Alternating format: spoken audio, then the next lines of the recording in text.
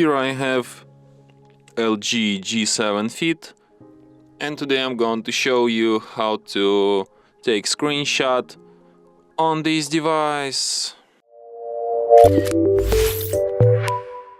So to do this, all I need to do is to just press combination of keys, power key plus volume down at the same time like this,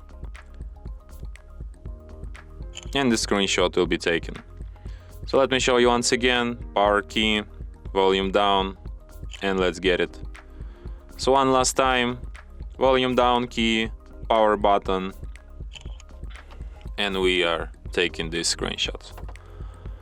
You can find these screenshots in gallery, in this photos section, in the special screenshot section, and here they are. From here you can share, edit, delete your screenshots, or search with Lens, or perform other actions from this list. And that's it. Thanks for watching. If you find this tutorial useful, don't forget to hit that like button and subscribe to our channel.